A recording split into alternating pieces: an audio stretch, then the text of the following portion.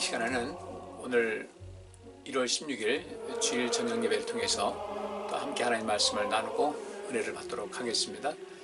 오늘 함께 나눌 말씀은 오늘 낮 시간에 제가 사도행전 2장 14절부터 21절까지의 말씀을 제가 가지고 함께 은혜를 나누는데, 그 말씀의 그 배경이 되는 또 베드로가 인용했던 그 요엘 선지자의 말을 여기서 이제 다시 오늘 이 저녁 시간은 요엘 선지자가 예언했던 그 말씀을 중심으로 해서 한번 말씀을 살펴보도록 하겠습니다. 요엘서 2장 28절부터 32절까지 말씀입니다.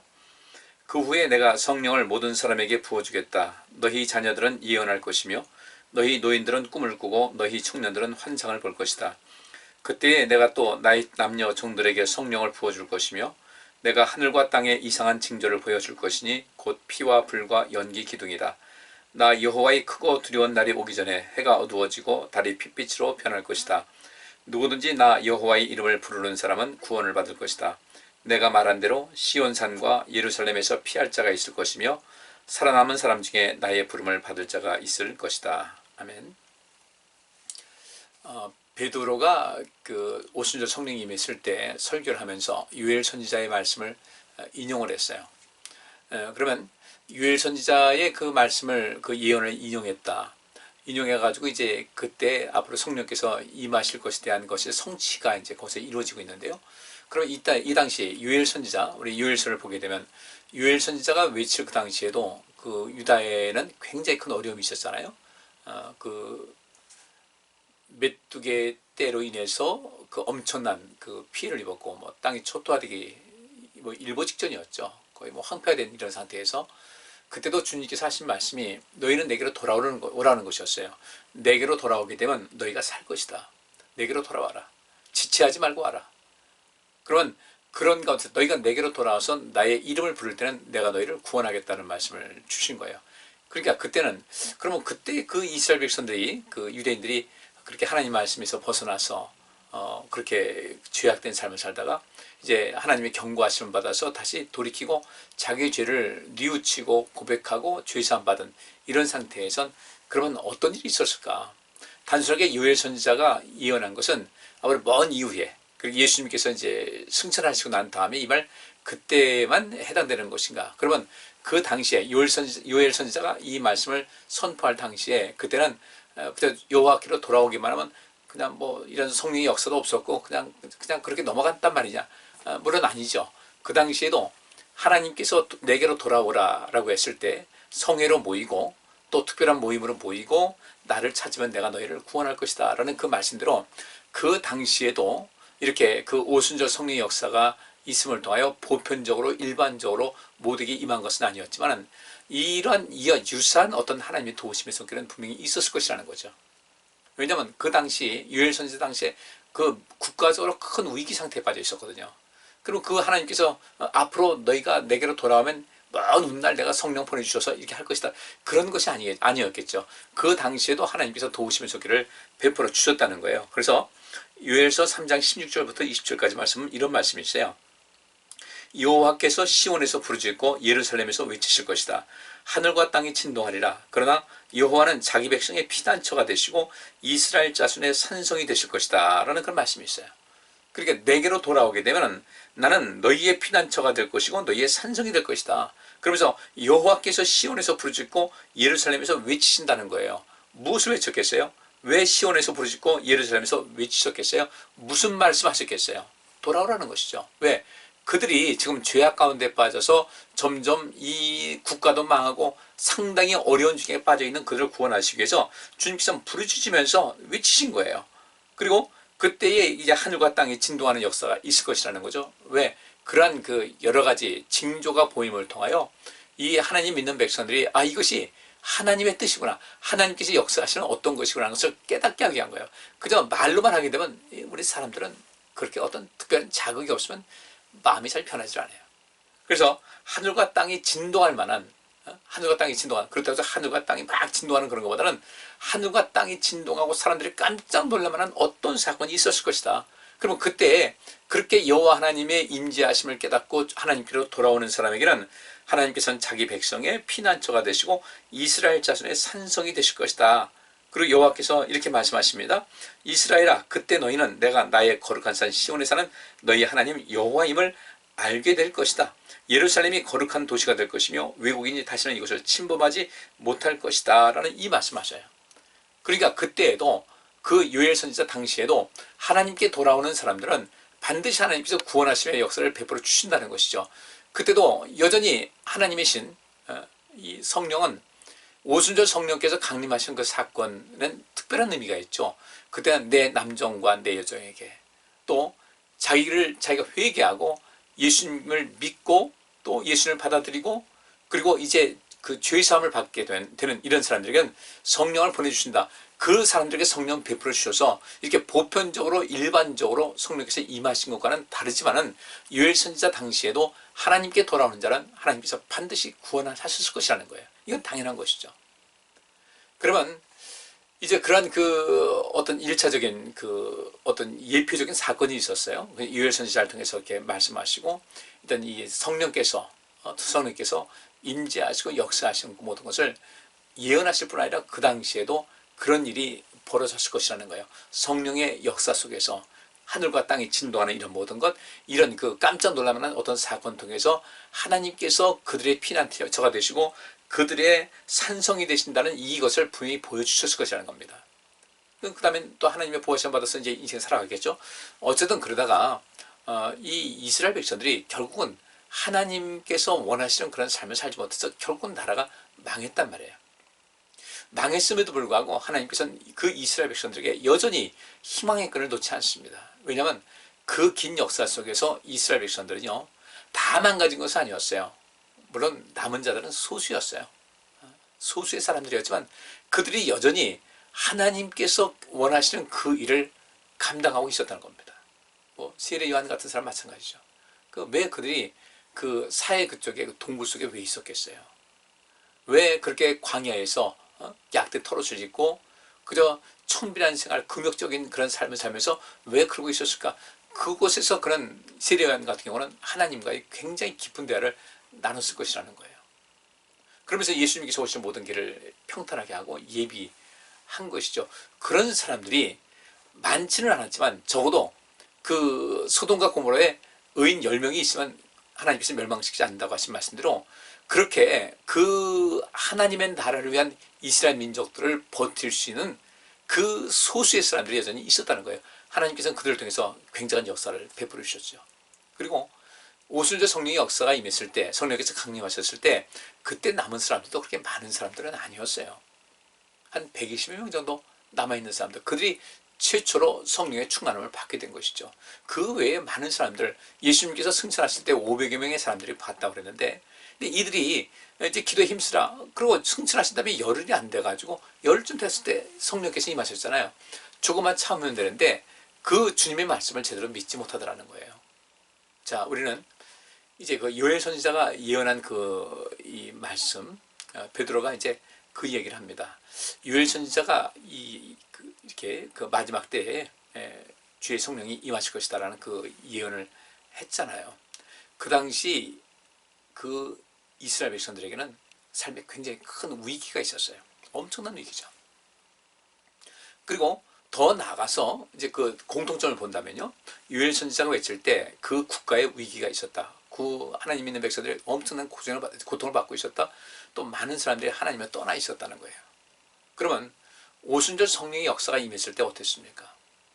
그 이전에 예수님께서 오셨잖아요. 그리고 북이스라엘 왕국이 가장 부패했을 때 그때 엘리야와 엘리사라는 두 선지자가 나타났어요. 또 예수님께서 이 땅에 오셨을 때 그때는 어떨 때인가? 가장 이 요엘 선지자의 그 외침을 우리가 비유해 본다면 예수님께서 오셨을 때 그 당시는 정말로 모든 것이 어려울 때였다는 거예요. 로마의 치하에 있었죠. 그들은 여전히 또 독립운동을 하고 있어 애를 썼죠. 마카비 집안의 어떤 그 독립운동이 잠시 약간 그 몇십 년 동안 뭔가 이루어지는 것 같은데 또 그것이 완전히 무너져 버렸죠. 그래서 이 유대인들은 로마에서조차 굉장히 경계 대상 1호의 인물로 아주 요주인물로 낙인 찍힌 가운데 굉장히 많은 고통을 받을 그런 때였어요. 그리고 여러분 아시다시피 유대 공동체에서는 또 이 바리새인들과 이 사두개인들과 그야말로 힘이 있는 이런 사람들로 인해서 이스라엘 백성들의 영적 상태가 좀 아주 암울한 그런 상태에 있었습니다. 바리새인들은 예수님께서 그들을 책망하신 거 보면은 이스라엘 백성들의 그 모든 삶, 어떤 정신적인 지주로서 하나님을 믿는 믿음의 어떤 진정한 스승이 되지 못했다는 거죠. 그러지 못한 경우가 많이 있었어요. 예수님께서 고생하신 이유가 다른 것이 아닙니다. 그렇게 뭔가 왜곡되어 있고 잘못되어 있었던 거예요. 요엘 선지자 그 당시에 그 유대인들이, 이스라엘 백성들이 하나님 앞에 죄를 지었고, 죄를 지었음에도 불구하고 죄를 깨닫지 못하는 이런 속에서 하나님께서 굉장히 그들에게 진노하신 가운데 그런 어려움을 주셨거든요. 이 이유는 하나였어요. 돌아오라고 하신 것이었어요. 예수님께서 오실 때도 역시 마찬가지였습니다. 엘리야 때도 마찬가지, 북이스라엘 왕국의 가장 부패했던 아방 시대, 오므리 왕조 시대 그 엘리야와 엘리사가 활약을 했잖아요. 예수님께서 이 땅에 오실 때도 역시 마찬가지였습니다. 아마 그 당시에 성경에 자세히 나와 있지 않지만 굉장히 이 신앙적으로 부패하고 이스라엘 백성들이 자꾸 이 황폐화된 그런 속에서 왔을 것이라는 거죠. 예수님께서 오셨을 때.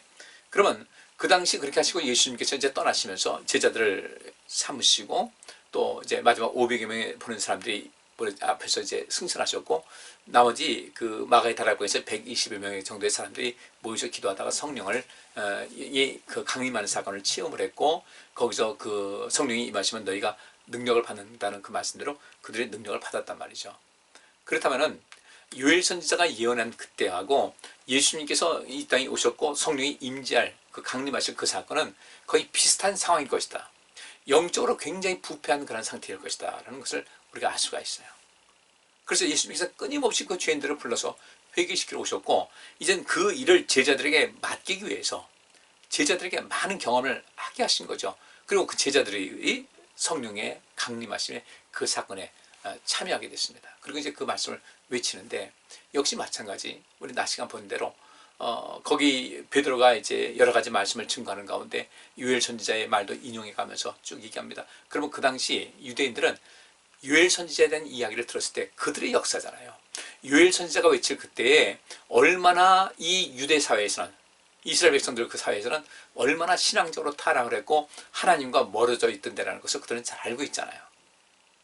그러면서 그럼에도 불구하고 하나님께서 강한 질책과 하나님의 그 진노와 하나님의 응징이 이제 난무하는 그대가 가득한 가운데 하나님께서는 한 길을 보여주지 않습니까? 내게로 와라.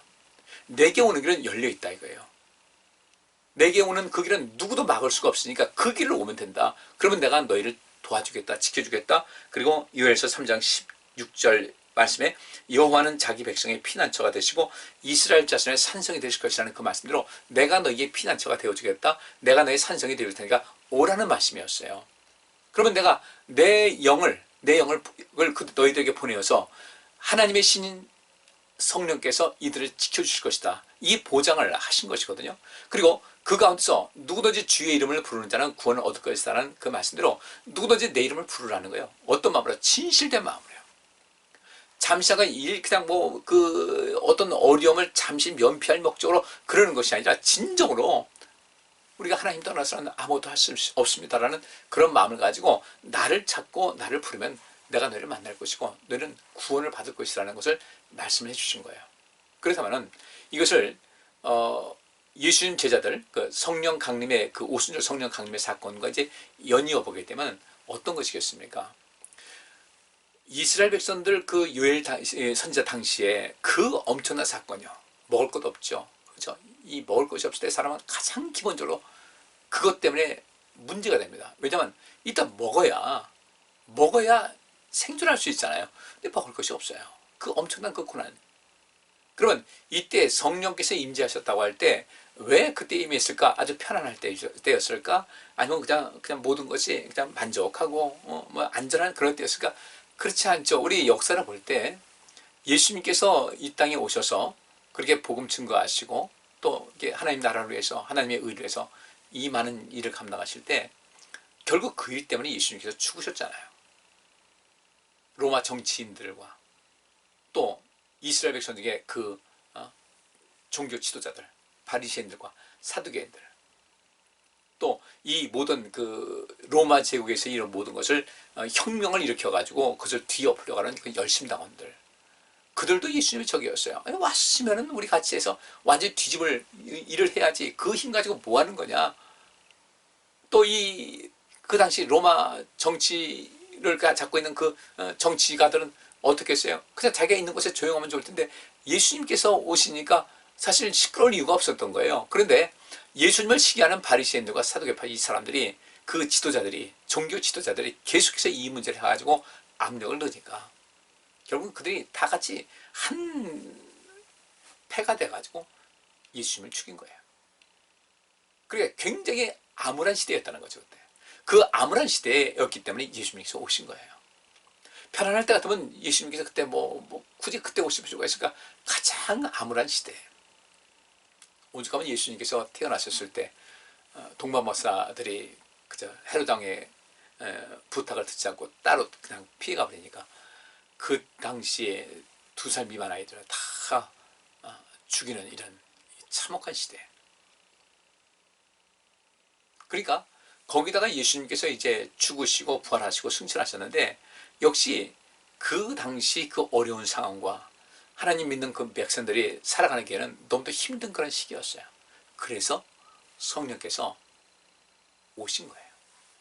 그 어려운 시기를 이길 수 있도록 오신 거예요.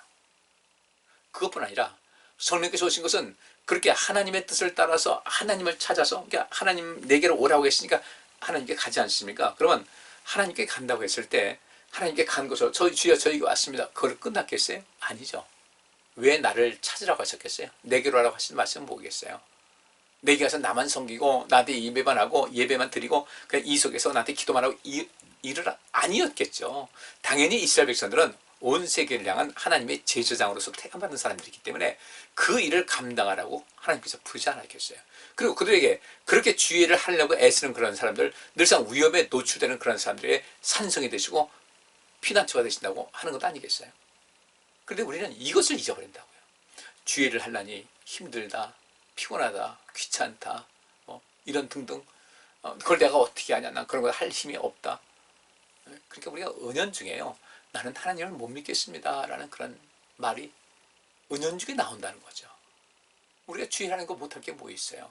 하면 내가 힘 주신다고 했는데 내 일해라, 내가 너에게 힘 주겠다, 내가 능력 주겠다. 모세에게도 그 말씀하신 거 아니에요. 가라. 저 못 가겠습니다. 왜 못 가냐? 이래서 못 가고요, 저래서 못 가고요. 내가 너와 함께 해주겠다, 너에게 능력 주겠다, 지팡이를 던져봐라, 잡아봐라. 계속해서 이렇게 말씀하고, 네 손을 품에 넣어봐라, 빼봐라. 그럼에도 불구하고 모세가 난 못합니다, 난 말을 못합니다, 내 형 아론이 있지 않냐, 그래도 못합니다. 그러니까 하나님께서 크게 화를 내시는 거거든요. 우리 하나님께서 우리를 부르실 때 모세 물론 그래요, 부르셔가지고 모세가 이스라엘 백성들 이제 가나안 땅 눈앞에 보이는 그 요단강 동편에서 이렇게 섰을 때 그때까지 얼마나 고생이 많았어요. 그런데 그래서 모세가 있는 거 아니겠어요? 모세가 모세한 거예요. 그러니까 모세가 그렇게 영광된 자리에 올라갈 수 있는 것은 바로 그런 것이었습니다. 지금도 마찬가지예요. 우리 주님께서 내게로 오라고 했으면 수고하고 무거운 짐지자들아 다 내게로 오라. 내게 와서 쉬고 내게 와서 배우라. 그럼 뭘 배웠겠어요? 배우고서 뭘 해야 되겠어요? 주님께서 가르쳐 주신 것이 있는데 그것이 하나님 나라와 하나님의 의를 구하는 것이거든요. 생명사역인 거예요. 오순절 성령의 역사 있을 때 이 세상이 굉장히 패역했다고요. 그 당시에. 물론 그 당시 유대인들은 엄청난 고난당했죠. 그 고난당하는 가운데 그냥 내버려두면 어떻게 할 수가 없는 거예요. 유대인들은 유대인들 그들 나름대로 어떤 그 삶의 양식과 더불어 선민의식이 강해가지고 단 한순간도 가만히 있질 않았어요. 끊임없이 독립운동을 하고 애를 쏟고 저항하고 맞서고 그러다가 더 고생을 하고 그래서 나중에는 예루살렘에서 다 쫓겨나고 더 세월 흐른다면 이 이스라엘 땅 가나안 땅에서 다 쫓겨난 거예요. 그래가지고 그 다음에 이제 그 아랍 사람들이 자리를 해가지고 그때부터 역사적으로 우리가 차지하고 있었는데 왜 갑자기 이것이 너희들 땅이라고 1948년에 이스라엘 독립할 때요. 그때도 굉장히 갈등이 많았거든요. 그들이 땅을 사가지고 거기에 내 나라를 선포한다고 했을 때 거기 2000년 가까이 살았던 그 아랍 사람들이 또 가만히 있을 수가 있겠어요. 역사적으로 우리 땅이다. 몇천 년 지났는데 우리 땅이지 왜 너희 땅이냐. 이스라엘 백성들은 과거에 우리 하나님께서 우리에게 주신 땅이다. 이런 일이 많이 있었거든요. 그러니까 이런 속에서 성령께서 임재하셨을 그 당시에는 하나님께서 다른 것 아닙니다. 하나님 나라와 하나님의 의를 구하라는 그 말씀대로 성령께서 임하셨을 때는 여전히 이 세상을 하나님께서 이 복음으로 가득하게 해서 이 세상을 구원하시고자 하는 하나님의 뜻이 있었던 거예요. 예수님이 그래서 보내신 것이고 성령님 역시 마찬가지로 이제 예수님께서 그 모든 사명 감당하시고 그 모든 것을 완성시키신 다음에 떠나시니까 그 다음에 누가 그 일을 감당해야 될 것인가? 주님 떠났으니까 우리가 아무것도 못하는 건가? 아니죠. 예수님의 제자들, 예수님 따르는 사람들이 그 일을 해야 되는 거죠. 그래서 그들이 그 일을 하게끔 그 일을 하는데 어려움이 많이 있지만 그 모든 것을 능히 감당할 수 있도록 능력을 주시고 보호하시기 위해서 그래서 그들에게 성령을 보내주신 거예요. 그러면 당연히 성령이 우리에게 임했다고 할 때는 뭘 해야 되겠습니까? 이 세상에 피와 불과 연기가 가득한 그런 곳이었다 이거예요. 요엘 선지자 당시도 그랬고요. 이때 하나님께서는 누구든지 주의 이름을 부르는 자는 구원을 얻을 것이다 해서 그 가운데서 내가 구원해 줄 것이라는 겁니다. 구원해 주고 그들을 구원해 준 다음에 그들을 그냥 안전하게 보호하고 여기 있어라 편히 살다가 죽어라 이거 아니었잖아요. 또다시 하나님의 일을 감당하게끔 하는 것 아니겠습니까? 성령께서 임하셨을 때도 마찬가지예요. 우리는 피와 불과 연기라는 거예요.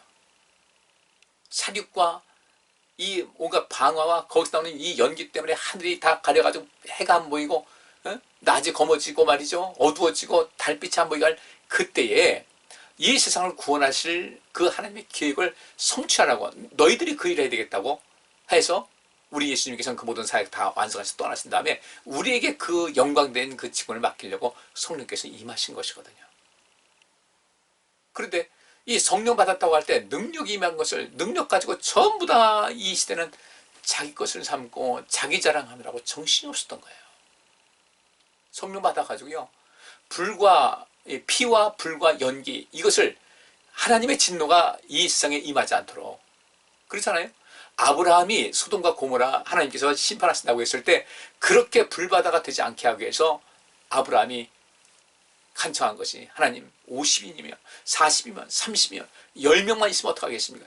그렇게 해서 구원하려고 그 소돔과 고모라를 불과 연기와 피로 물들지 않게 하려고 애를 썼던 것 같이 성령께서 이 땅에 임재하신 것은 다른 것이 아니라 우리로 하여금 그 일 아브라함이 그렇게 소돔과 고모라를 구원하려고 애썼던 것 같이 우리도 세상을 구원하려고 애쓰는 그런 사람이 되라고 성령 주신 거거든요.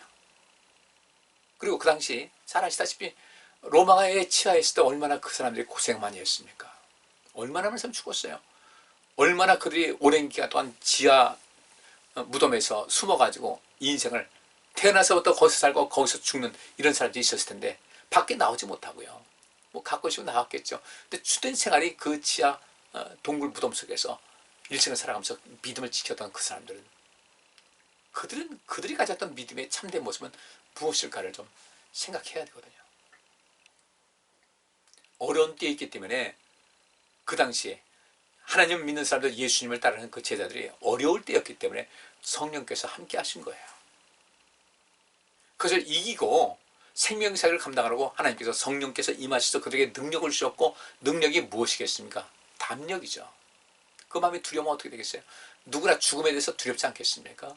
근데 그 능력, 죽음의 어떤 위협에도 굴하지 않을 수 있는 그런 능력을 주셨고 또 모든 것을 다스리고 모든 사람을 깜짝 놀라게 할 수 있는 그런 능력을 주께서 주신 거예요. 베드로와 요한이 미문에 앉은 병이를 고친 것 때문에 얼마나 큰 고초를 당합니까? 근데 성령께서 함께 하신 가운데 그들에게 능력을 주시니까요. 그들이 말 한마디 한마디가 저 천하를 호령한다는 유대 사회에서 가장 최고의 권력자고 이건 뭐 거기서 사형 선고되면 꼼짝없이 죽을 수밖에 없는 그러한 그 막강한 공회의 그 멤버들까지도 베드로와 요한 그들은 다 예수님께서 그들의 바닷가에서 어부였던 사람들을 부르신 거 아니겠어요? 그런데 그 바닷가에서 어부 생활하는 겉모습도 뭐 쭈글쭈글하고 뭐 햇빛에 끄슬리고 별로 볼품 없었던 것 같이 보이는 거 뻔하지 않겠어요? 일을 그렇게 했으니까 바다에서. 근데 그들이 하나님 말씀을 증거하고 그렇게 많이 배웠다는 율법에 아주 전문가라는 그 공회의 이 사람들에 대해서 한마디도 밀리지 않고 그들을 설득할 수 있고 그들을 꼼짝 못하게 하는 그 힘이 무엇이겠어요? 그것이 능력이거든요. 성령께서 함께 하시는 가운데 능력이거든요. 우리 그 능력 가지고 뭐 해야 되겠어요? 이제 우리가 하나님의 은혜 참 많이 받지 않았습니까? 근데 여기서 하나님의 은혜를 많이 받았다는 것은 여러분이 먼저 느껴야 되는데, 내가 참 하나님의 은혜를 많이 받았다, 이건 내가 죄인인 것을 고백하고 내가 죄인인 것을 인식하지 못하게 되면요, 하나님의 은혜는 내가 절대로 오지 못해요. 뭐 설교 많이 듣고 오늘 은혜 많이 받았습니다. 여러분들 그것도 은혜지만은요, 진정한 하나님에 대한 은혜라는 것은요, 어휴, 내가 죽을 뻔했다, 죽는 줄 알았는데 그분께서 나를 살리셨네. 아마 이런 얘기는 나중에 천국 가서나 우리가 할 수 있을까요? 천국 갈 믿음 확실하게 보장받으시고요, 우리 정말 신앙생활 좀 온전하게 하시길 바랍니다. 요즘 제가 계속해서 이 죄에 대한 말씀을 드리는데, 이 죄가 있기 때문에 은혜가 있는 거예요. 근데 이제 로마서를 보면 어떤 사람들은 죄가 있는 곳에 은혜가 더하니까 우리가 죄를 더 많이 져도 되겠네. 이건 웃기는 소리고요. 우리가 나의 죄를 인식을 하고 내가 이 모든 죄에서 벗어나기 위해서 힘쓰는 그런 거예요. 바울이 말한 대로 오라 나는 곤고한 자로다.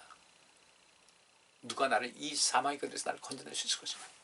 끊임없이 죄의 어떤 위협과 유혹과 위협이 있어요. 유혹이 있어요. 그것이 그 죄가 계속 내 속에 움직이고 있어요. 활성화되고 있어요.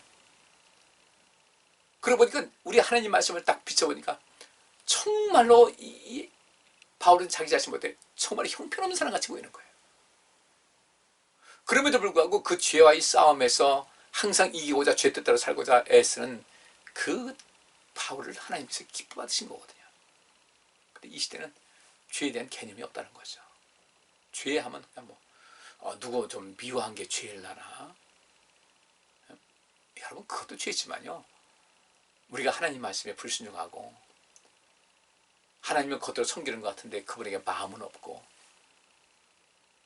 그래서 기도는 열심히 하면서 하나님이 이렇게 해주세요 저렇게 해주세요, 주님께서 오실 때 그 기도하는 모습이 그 속에서 정말 그 간절한 기도, 안타까운 마음으로 하나님께 도우심구하면서 하는 이런 것이 있어야 되는데, 그것이 아니고 그냥 기도 순서 맡았으니까 기도만 하고 이런 것이 아니라는 거예요. 정말 나는 하나님의 도우심이 없으면 나는 완전히 나락에 떨어질 수밖에 없다는 이 절박함을 느낄 수 있어야 되거든요. 그런 사람들이 뭘 그렇게 내가 어떻다 이랬다 하면서 누구 정죄하고 판단하고 할 일이 어디 있겠습니까? 물론 잘못된 것에 대해서 잘못됐다고 말할 수는 있어요.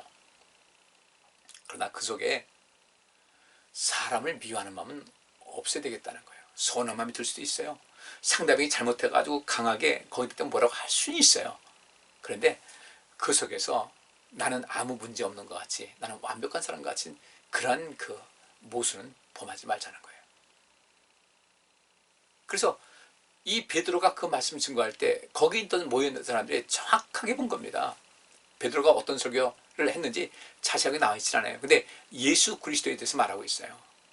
너희가 이 예수 그리스도를 하나님의 아들이라고 하니까 펄펄 뛰고서, 그게 무슨 하나님의 아들이라고 펄펄 뛰고, 그분을 죽였지만은 그분은 하나님의 아들이셨다. 그분은 그리스도셨다. 지금 여러분, 우리는 주님을 그리스도로 모시고 있습니까? 구원자라고 믿습니까? 그럼 우리 인생에서 나를 구원해달라고 그분께 가까이 다가가야죠. 당연히. 근데 그분께 갈 때는 뭔가 필요할 때만 가고, 나는 그분을 진정 그리스도를 믿지도 않고 하나님의 아들을 믿지도 않고 그냥 우리 이 몸만 왔다 갔다 하는 그런 신앙인이 돼서는 안 되겠다는 거예요. 내가 죄인인 것을 진정으로 깨달아야 그때 하나님 앞에 겸손히 무릎 꿇고 엎드릴 수가 있고요, 그 다음에 하나님의 은혜가 임할 수가 있는 거예요. 이 모든 것이 어떻게 가능할까?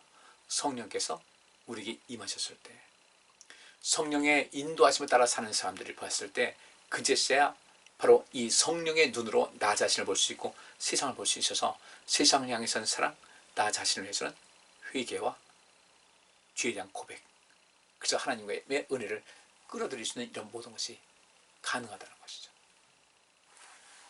지금 말씀 마치겠습니다. 성령이 임한 것은요, 우리로 하여금 자기 자신을 살리고 자기 자신이 늘 하나님의 은혜 가운데 살기 위해서 하나님과 늘 가까이 소통하는 삶을 살고 온 세상을 살리고자 하는 그러한 그 일 때문에 하나님께서 우리에게 성령을 부어주신 거예요. 근데 우리나라 보면 과연 그런 모습이 있겠습니까? 성령 받았다고 하면서 자기 고집만 외치고, 성령 받았다고 하면서 자기 이익만 챙기고, 이런 일이 비일비재한 거예요.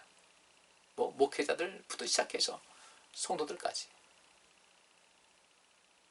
만약에 우리 모두가 성령 받았으면요, 오늘 그 본문 말씀 중에 한 말씀이 있습니다. 그 사도행전 2장 40절 말씀, 이런 말씀이 있어요. 이 밖에도 베드로는 많은 말로 증거하며 그들에게 이 타락한 세대에서 구원을 받으라고 권하였다. 성령 받은 다음에 그렇게 한 거예요. 그래서 성령이 임하게 되면요, 바로 이런 역사가 있어요. 죄가 보여요. 내 자신의 죄도 보이고 상대방의 죄도 보이고 함께 이 죄에서 이겨나갈 수 있는 그런 어떤 것을 행할 수 있거든요. 그때 베드로의 말을 기꺼이 받아들이는 사람들은 세례를 받았는데 그날의 제자의 수가 3,000명이나 추가되었다. 성령이 임했을 때, 오순절 성령의 역사 임했을 때 가장 두드러지게 보인 것이 영혼의 구원이 있었다는 겁니다. 하나님을 찾는 사람 많아서 생명사역이 그때 엄청나게 왕성하게 일어날 수가 있었다. 성령의 임재는 나를 돌아보라고, 성령의 역사 속에서 나를 돌아볼 수 있는 그런 능력, 나를 살릴 수 있는 그런 능력, 세상을 살릴 수 있는 그런 능력, 하나님께서 원하시는 그 하나님 나라와 하나님의 의를 구할 수 있는 그런 능력을 주시고자 우리에게 성령께서 임하신 거예요. 그럼 우리가 어떻게 해야 되겠습니까? 첫째, 하나님 가까이 하셔야 돼요. 세상 없어도 이건 여러분들 절대 잊지 마셔야 됩니다. 그 무엇보다도 이 일이 중요하니까. 여러분 믿음을 지키세요. 하나님 말씀 가까이 하세요. 아무리 TV가 좋고 연소곡 좋다 하더라도요, 그 시간만큼 비례해서 하나님 말씀을 읽는 것을 봤어요. 그러면 주님께서 TV를 보든 어쨌든 뭘 하시겠어요? 하나님 말씀은 뒤로 하고, 나 자신을 위해서 쓰는 돈은 펑펑 쓰면서 주님께 대한 인색하고, 하나님께 기도하는 시간은 귀찮다고 하고, 세상 즐거움을 여전히 찾아다니면서 하나님께 예배하는 것은 항상 뒤로 제치고, 혹시 우리가 그런 사람 아니냐 이거예요. 이럴 때 우리가 어떻게 성령 충만 받았다고 할 수 있겠어요? 성령 충만해서 주의 이름을 부르는 자는 구원을 받을 것이라 했는데, 여러분의 삶에 온갖 하나님의 손길과 구원의 역사가 날마다 차고 넘치게 일어날 수 있기를 주의 이름으로 축복합니다. 기도합니다. 하나님 감사합니다. 오늘도 주의 말씀을 대했습니다. 성령이 임하시면 바로 이 어지러운 때에 세상을 구하고, 이 어지러운 때에 우리가 세상 일에 어떻게 흐트러지지 않냐고, 빨려 들어가지 않냐고 믿음으로 살아가기 위한 하나님의 귀한 선물인데, 성령 충만 받아서 능력 받고 그 능력으로 우리 자신도 구원하고 세상도 구원할 수 있는 삶을 살아가게 하여 주옵소서. 이 어지러운 때에 우리를 부르셨는데 성령 충만해서 이 어지러운 때에 등대 역할을 감당케 하시고 세상의 빛과 소금 역할을 감당케 해서 하늘의 큰 상급 받고 이 땅에서도 복된 삶을 살게 하여 주옵소서. 예수 그리스도 이름으로 기도하옵나이다. 아멘. 이 한 주간도 성령의 인도하심을 따라 늘 충만한 삶을 사시기 바랍니다. 감사합니다.